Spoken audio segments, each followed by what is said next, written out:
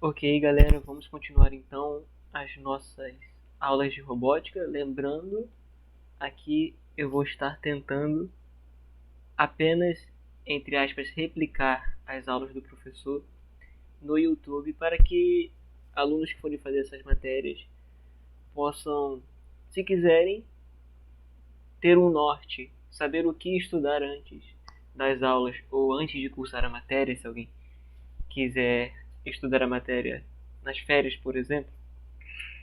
Então isso aqui é mais para dar um norte. Eu não vou saber, por exemplo, explicar tão profundamente quanto o professor. Apenas relembrando. Mas então a gente vai continuar vendo uh, o nosso desenvolvimento especificamente do manipulador antropomórfico. Manipulador antropomórfico. Lembrando que esse é um manipulador RRR, ou seja, ele tem 3 juntas de rotação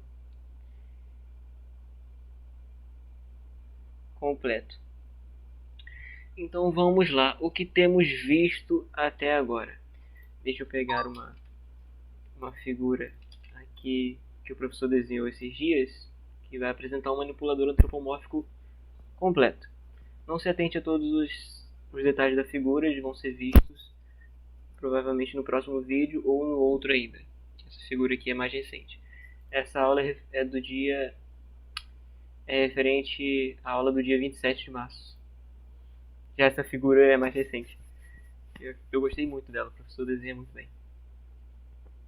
Então vamos lá, o que temos visto até o momento? Até o momento, nós vimos essa parte aqui do robô, certo? A gente viu a base até a terceira junta rotacional, mais ou menos. Até fizemos alguns exemplos no MATLAB. Achamos a matriz de transformação do referencial 3 para o referencial 0, certo? Que, como já vimos, ela é dada pela multiplicação das matrizes de transformação dos outros referenciais, ou seja, é igual a matriz de transformação de 1 para 0 vezes a matriz de transformação de 2 para 1 vezes a matriz de transformação de 3 para 2. Deixa eu confirmar se é isso mesmo. É isso mesmo. Então, isso é o que vimos até agora. Mas o manipulador antropomórfico completo, ele vai além desses 3 referenciais. Na verdade, ele tem 7 referenciais. O manipulador antropomórfico completo, ele é dado por a matriz de transformação do referencial 1 para o 0 vezes a matriz de transformação do referencial 2 para o 1 vezes a matriz de transformação do referencial 3 para o 2.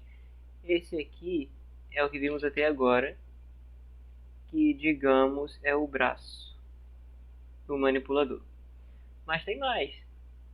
Eu ainda tenho uma parte referente ao pulso, de 5 para 4 vezes de 6 para 5. Eu ainda tenho um pulso, que vamos falar dele nesse vídeo. E tem mais ainda. Eu tenho a minha matriz de transformação do referencial 7 para o 6, que aqui especificamente é a parte da ferramenta, ou seja, a parte do manipulador que vai segurar a ferramenta. E claro, multiplicando tudo isso aqui, eu acho a minha matriz de transformação lá do último referencial em relação ao primeiro, em relação ao referencial inicial. Então isso aqui nós já vimos. Então isso aqui morreu. O que vamos ver agora, vamos falar um pouco sobre o pulso. O pulso, eu não sei se eu cheguei a entender bem essa parte do pulso, mas é uma parte em que você tem um acoplamento, uma espécie de acoplamento. Como como a gente vai entrar no pulso agora, vou cortar o vídeo aqui e no próximo corte a gente começa a falar especificamente sobre o pulso. Deixa eu apresentar um pouco mais sobre o manipulador, porque eu não falei tudo. Então, nós temos essa parte aqui do pulso, onde eu vou ter mais 3 ângulos para calcular, Q4, Q5 e Q6. Essa aqui é uma junta esférica, ou seja, eu tenho 3 rotações aqui. A Q4 é em rotação em X, Q5 é uma rotação em Y, Q6 é outra rotação em X. Isso é especificamente para este manipulador antropomórfico, ok?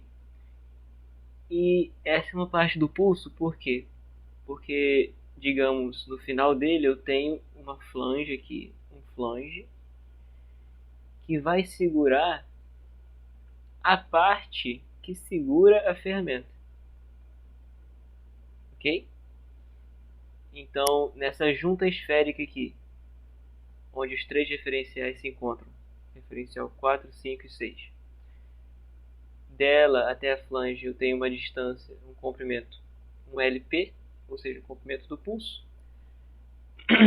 E dessa flange, que está no final do pulso, até a parte que segura a ferramenta efetivamente, o referencial 7, eu tenho LF, ou seja, o tamanho, digamos, um comprimento para a ferramenta, LF.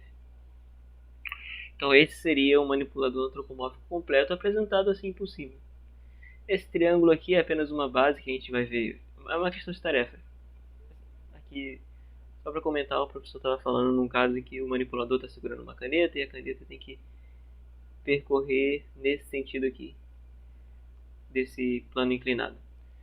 Mas vamos ver mais pra frente. Espero que eu consiga apresentar isso tão bem quanto ele apresentou. E, claro, por que não apresentar umas imagens aqui, um manipulador antropomórfico? Essa aqui é a nossa, como temos visto, é a nossa base inicial, referencial inicial, né? Aqui o braço, aqui eu tenho o pulso, né?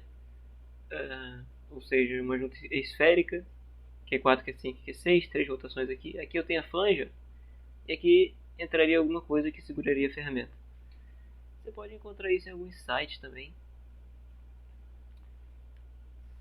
Aqui é uma junta esférica, aqui é o flange, e aqui é a parte que vai segurar a ferramenta. A ponta das canetas seria o início do meu referencial 7. Interessante, né? Outro, por que não mostrar outro aqui? Aqui é a junta esférica, a flange, aqui é a parte que vai segurar a ferramenta. Então o manipulador antropomórfico não foge muito disso. Beleza, vamos para o pulso agora, falar um pouquinho mais dele. Estou aqui sempre com uma foto do quadro, né? Se eu tenho um material bom desse, por que não usar? O professor desenha muito bem, muita experiência. Então, a gente está no pulso agora. Eu estou vindo aqui do meu referencial 3. Esse aqui é aquele L3 do manipulador antropomórfico. E lembrando que o final do braço é um eixo X, ok? Então, como é essa junta esférica? A junta esférica nada mais é do que 3 rotações. Um encontro de 3 referenciais e cada referencial é referente a uma rotação. A minha primeira rotação, minha rotação Q4, é uma rotação em X. Deixa eu aproximar mais aqui pra gente. É uma rotação em X aqui. Em X3. No caso X3, X4 e X5. E acredito que X6 também. Estão todos apontados para lá, para a direita. Então é uma rotação em X. Se eu pego, por exemplo, a minha flange. E de novo, essa é uma parte que eu não sei se eu entendi muito bem sobre a flange. Se eu pego, por exemplo, uma flange, eu chamo cada extremidade dela apenas por questão de localização de A, B, C e D, e dou um giro Q4, um giro em X. Esse é o antes dela, antes do giro, e esse é o depois do giro. Depois de Q4, tenho meu referencial 5, em que ele também tem uma rotação, dessa vez uma rotação em Y, Q5. Então tem uma rotação em Y. Supondo que, aqui eu estou supondo que as 3 rotações foram de 90 graus. Então aqui é a vista lateral. Vista lateral. Aqui ele tentou desenhar em 3D, mas não conseguiu. Quer dizer, mas preferiu desenhar lateralmente. Então aqui depois de Q4, depois que eu dou um giro Q5, ou seja, um giro no referencial Y, o do X é fácil de enxergar, certo? E aqui eu tenho X, X3. Aí é fácil de enxergar esse giro em X. Esse aqui eu não consegui enxergar muito bem. Não sei se está realmente certo, ou se eu que não estou enxergando mesmo. Então aqui eu tenho um giro em Y. Se ele estava assim antes, eu vou girar em Y. Estou girando em X. Assim eu estaria girando em Z. Ah, que confuso. O Z tá pra cá, né? Z. É difícil enxergar esse giro em Y. 5. Se eu girar. Ao meu ver, o giro em Y deveria ser pra lá, né? Então aqui o cara ia estar deitado assim. E aqui seria o B. E no caso, esse aqui é o A.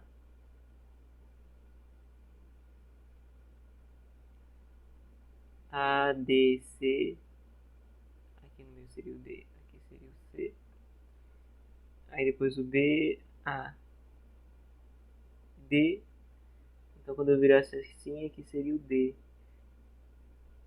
Eu acho que ele girou no eixo Z, hein? Mas enfim, isso aqui é só uma demonstração da flange, não é tão importante assim. E depois o do outro giro em X. O giro em X. Cara, que confuso. O giro em Y. Aqui sim eu estaria dando outro giro em Y. É realmente difícil de ver. Essa parte nem é tão importante, não sei porque eu tô me demorando nela assim. Vocês podem seguir as divisões dos vídeos aí. Mas esse vídeo também é pra eu estudar, então eu tenho que aprender. Então ela tá assim e vai girar em X. Então ela giraria nesse sentido aqui. E ela pararia, ela ficaria plana novamente. Assim. Não sei dizer se com essa referência, se com essas letras. Mas enfim, e o meu Q5 é outro giro em X. Quer dizer, o meu Q6 é outro giro em X. Então a junta são esses 3 giros, né? O pulso. E claro, eu tenho a o meu diagrama de transformações. Porque o que a gente está fazendo aqui? Em resumo, a gente está pegando todo o nosso manipulador, que tem 7 referenciais, e estamos dividindo ele em pedaços e fazendo cada pedaço individualmente. E depois, multiplicando os pedaços, eu chego na minha matriz de transformação do último referencial em relação ao referencial inicial, ao primeiro. Então eu posso ter realmente um diagrama de transformações para todos eles, mas como eu estou dividindo em pedaços, então eu tenho um diagrama de transformação para cada pedaço. E o diagrama de transformação para o pulso seria assim: 3, 4, 5, 6. Vamos lá.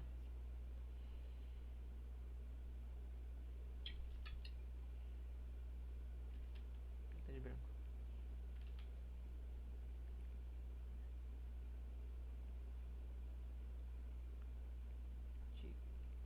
acho que o nome é esse, né? Diagrama de transformação.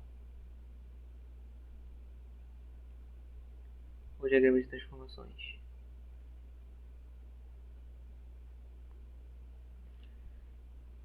Eu faço aquele círculo. E aqui, referencial 3, referencial 4, referencial 5, referencial 6. Referencial 3, referencial 4, referencial 5, referencial 6. E a seta, certo? Pra gente saber de onde, pra onde a gente está indo. Então do 3 para o 4 eu tenho a minha matriz de transformação do referencial 4 para o 3. Do 4 para o 5 eu tenho a minha matriz de transformação do referencial 5 para o 4. Do 5 para o 6 eu tenho a minha matriz de transformação do referencial 6 para o 5.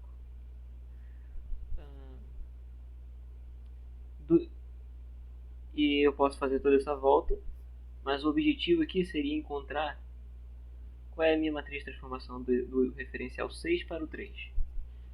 Então do 3 para o 6 eu tenho a minha matriz de transformação do referencial 6 para o 3. Certo? Ou seja, t de 6 para 3 igual a t de 4 para 3 vezes t de 5 para 4 vezes t de 6 para 5. Nessa ordem. Esse aqui é o nosso pulso. Tudo isso é possível implementar no MATLAB. Okay? E claro, a matriz de transformação é um jeito geral de falar. Por exemplo, do referencial 3 para o 4 eu poderia ter uma rotação e uma translação. E esse t representaria os dois. Então o t representa, a gente está usando para representar tudo o que acontece de um referencial para o outro. Mas o que é tudo o que acontece do referencial 4 para o 3, ou do 5 para o 4, ou do 6 para o 5? É apenas uma rotação. Então esse t nada mais é do que uma rotação. Uma rotação, no caso a primeira é a rotação em x, ele coloca o referencial junto. Uma rotação de 4 para 3 eu vou botar em x. A outra é uma rotação de 5 para 4, essa em y. E a outra é uma rotação de 6, a matriz de transformação de 6 para 5, também é uma rotação em x. E claro, cada uma delas é uma matriz. E nós sabemos muito bem. Isso tem que estar no sangue. Cada uma é uma matriz 3×3. Rotação em x. Será que eu lembro de cabeça?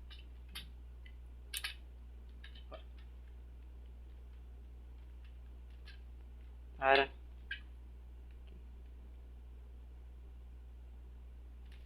Rotação em x eu tenho a posição, essa posição igual a primeira linha, primeira coluna igual a 1, referente ao x, certo? E segue aquela ordem do cosseno de Q4 menos seno de Q4 menos seno de Q4. Os cossenos estão sempre na diagonal principal. E o seno, se um for positivo, o outro vai ser negativo. A próxima é y. Então aqui é 1, 0, 0, 0, 0. Se eu não me engano é o y que é diferente, que não segue essa sequência aqui. Cosseno Q5, seno Q5. É isso mesmo. Cosseno Q5, seno Q5. Esse seno não é negativo. Aqui é menos seno Q5, cosseno Q5. Os cossenos na diagonal principal. O seno, se um for você achar um positivo, o outro com certeza é negativo.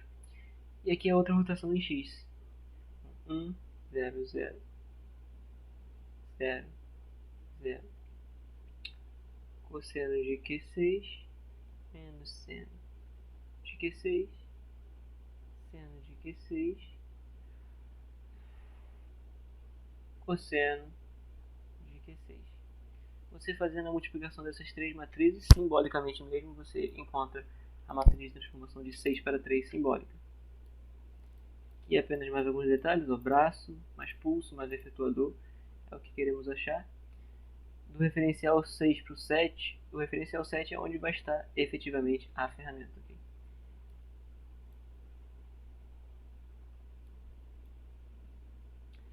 Isso aqui é bem interessante também. Então, sobre o pulso é isso. E no próximo corte a gente vai falar um pouco sobre por que a gente está fazendo isso. De início assim vai ser tudo simbólico, mas a gente vai achar também uma matriz numérica. Vamos achar uma simbólica e uma numérica. E vamos igualar as duas e assim encontrar o valor de cada Q. Os valores na matriz simbólica. Ok, mas qual é o objetivo disso tudo? E que vem por aí? Bom, como eu falei, nós vamos encontrar duas matrizes. Você percebe uma coisa muito interessante. Se eu quero saber, no final, o que eu quero saber? Eu quero saber a posição lá da ponta do último referencial. Ou seja, imagina que aqui fosse uma caneta. Eu quero saber essa posição aqui. Mas se eu quero saber uma posição, eu quero saber ela referente a alguma coisa. Então eu quero saber essa posição referente ao meu referencial inicial. Então esse aqui, eu consigo uma matriz de transformação de 7 para 0. Aqui é o 7, aqui é o 0, os referenciais. Vamos chamar da tarefa. Ou seja, é uma atividade que eu quero fazer. No caso, se tiver uma caneta aqui, eu quero que ela escreva alguma coisa.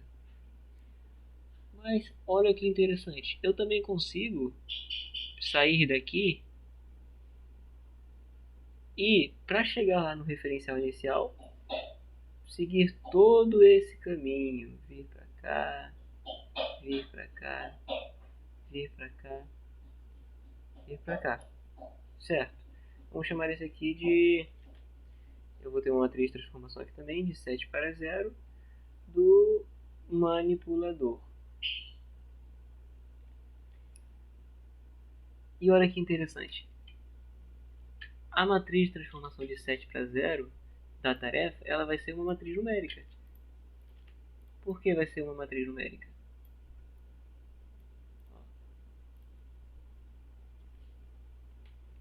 Numérica. Por quê? Porque eu conheço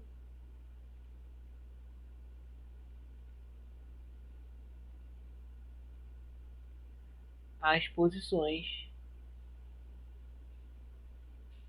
Ora, a tarefa, quando eu estou projetando o manipulador, eu conheço, no caso, o espaço da tarefa. Eu sei onde é isso aqui, eu sei onde é isso aqui. Tipo, eu sei realmente numericamente. Se eu boto meu 0 aqui, eu consigo pegar, por exemplo, uma trena e saber quem é esse valor aqui. E qual é o caminho que ele tem que percorrer. Então, essa é uma matriz que eu vou saber todos os valores. Todos os valores eu vou saber. Porque realmente seu espaço de trabalho é físico, você tem que ter essas informações para projetar o seu manipulador. Mas fazendo esse caminho do robô, eu vou ter uma matriz simbólica, que aí realmente vai tratar das rotações e translações.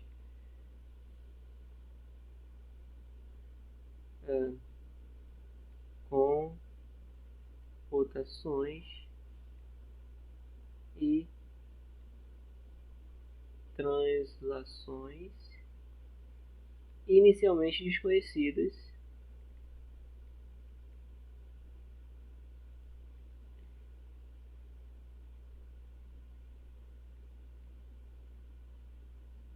se você estiver fazendo a cinemática inversa,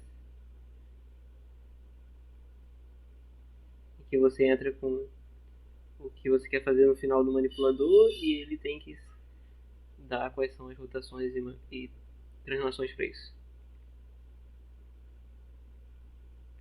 Então, o que a gente vai ver mais para frente? A gente vai ver mais para frente como igualar essas duas para que eu possa encontrar quem são esses valores. E você perceba que eu tenho Q1, Q2, Q3, Q4, Q5, Q6 aqui. E eu vou igualar com essa matriz aqui, que eu tenho valores numéricos. Ou seja, eu tenho 6 variáveis,